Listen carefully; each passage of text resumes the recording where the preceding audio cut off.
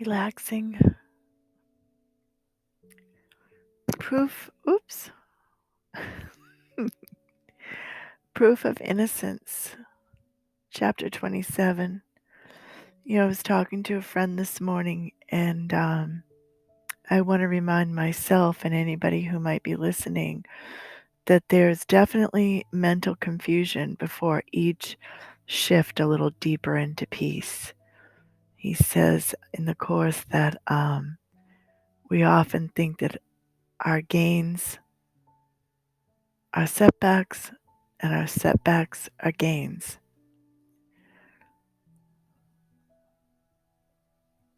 Proof of Innocence. Ooh, I want to relax my shoulders. Holy Spirit, be with me.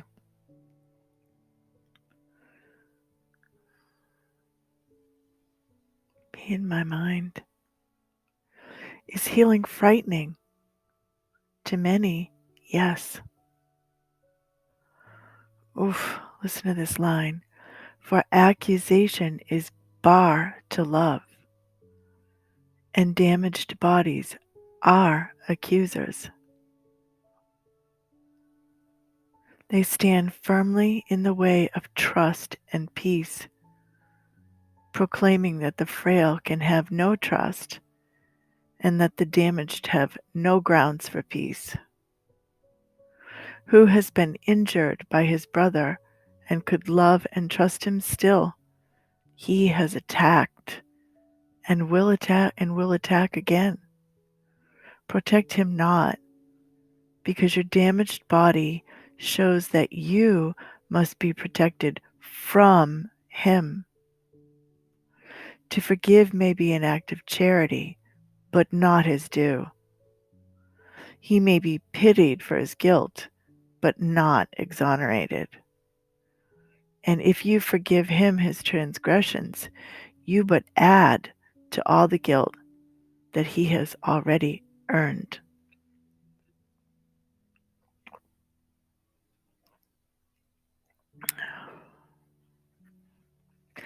The unhealed cannot pardon, for they are witnesses that pardon is unfair. Again, the unhealed cannot pardon, for they are witnesses that pardon is unfair. They would retain the consequences of the guilt they overlook. Again, they would retain the consequences of the guilt they overlook. Yet no one can forgive a sin which he believes is real. And what has consequences must be real, because what it has done is there to see. So, yet no one can forgive sin which he believes is real, and what has consequences must be real, because what it has done is there to see. So sickness is the consequence of somebody's guilt. Forgiveness is not pity, which but seeks to pardon what it knows to be the truth. Again, forgiveness is not pity, which but seeks to pardon what it knows to be the truth. Good cannot be returned for evil, for forgiveness does not first establish sin, then forgive it. Who can say and mean, my brother, you have injured me, and yet because I am the better of the two, I shall pardon you my hurt? His pardon and your hurt cannot exist together. One denies the other and must make it false. Right? So if I'm spirit, I can't be harmed by anyone. It's impossible.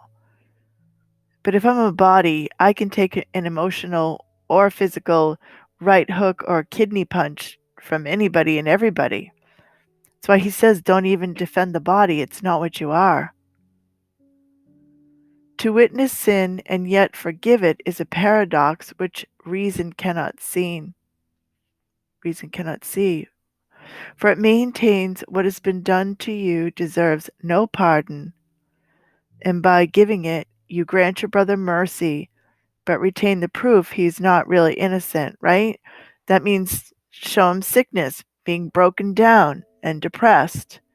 Because the only reason anybody feels that way in this world, sick or depressed and or lonely, is because we believe somebody somewhere has done us wrong.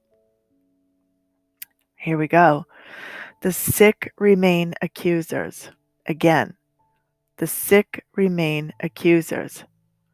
They cannot forgive their brothers and themselves as well.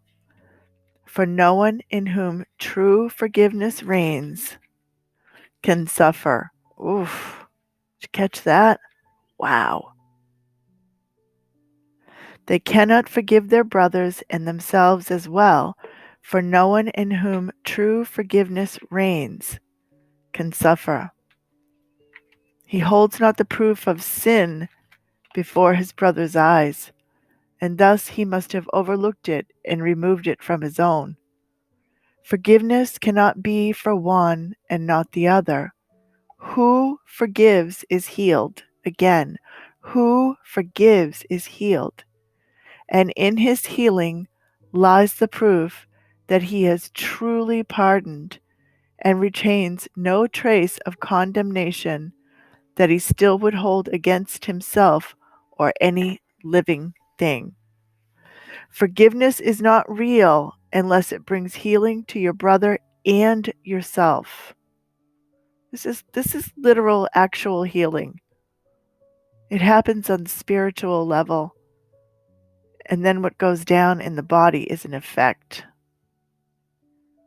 You must attest his sins had no effect on you to demonstrate they were not real. How else could he be guiltless? And how could his innocence be justified unless his sins have no effects to warrant guilt? Sins are beyond forgiveness just because they would entail effects which cannot be undone and overlooked entirely. In their undoing lies the proof that they were merely errors. Let yourself be healed, that you may be forgiving, and offer salvation to your brother and yourself. A broken body shows the mind has not been healed. A miracle of healing proves that separation is without effect.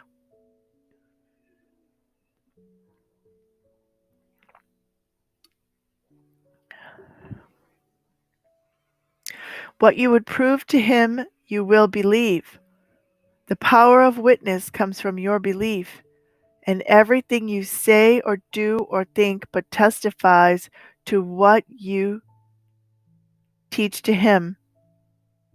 Your body can be means to teach that it has never suffered pain because of him, and in its healing can it offer him mute testimony to his innocence.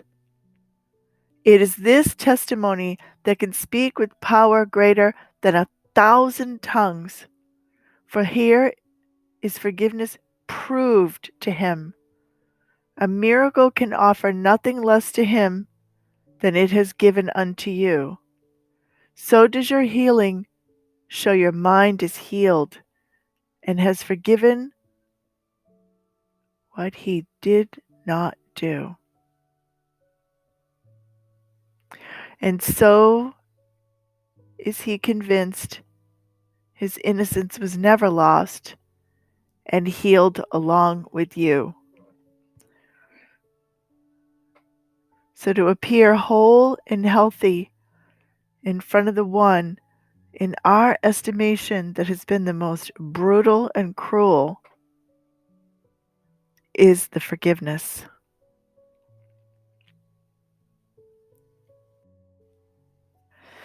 Thus does the miracle undo all things the world attests can never be undone, and hopelessness and death must disappear before the ancient clarion call of life.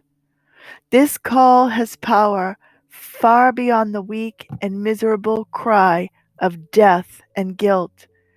The ancient calling of the Father to his Son, and of the Son unto his own, will yet be the last trumpet that the world will ever hear. Brother, there is no death. And this you learn when you but wish to show your brother that you had no hurt of him. He thinks your blood is on his hands, and so he stands condemned. But it is given you to show him by your healing that his guilt is but the fabric of a senseless dream. How just are miracles!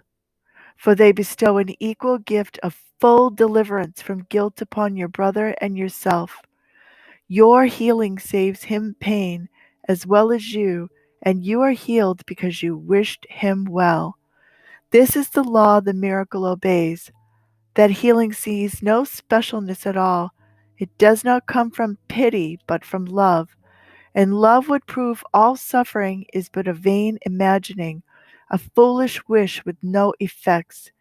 Your health is the result of your desire to see your brother with no blood upon his hands, nor guilt upon his heart, made heavy with the proof of sin.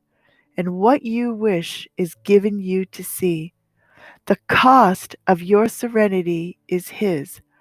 This is the price the Holy Spirit and the world interpret differently. The world perceives in it a statement of the fact that your salvation sacrifices his. Again, the world perceives in it a statement of the fact that your salvation sacrifices his, right? So in the world, the ego believes if I'm not the sickly one, if it's somebody else, it's a bullet that I missed. If somebody else is hurting and I'm not, then I'm good. It wants to see someone else hurting. The Holy Spirit knows your healing is the witness unto his and cannot be apart from him at all. As long as he consents to suffer, you will be unhealed. But you can show to him his suffering is purposeless and wholly without cause. Show him your healing, and he will consent no more to suffer. For his innocence has been established in your sight and his, and laughter will replace your sighs, because God's Son remembered that he is God's Son. Who then fears healing? Only those to whom their brother's sacrifice and pain is seen to represent their own serenity. Their helplessness and weakness represents the grounds on which they justify his pain. The constant sting of guilt he suffers serves to prove that he is slave and they are free. The constant pain they suffer demonstrates that they are free because they hold him bound. And sickness is desired to prevent a shift of balance in the sacrifice.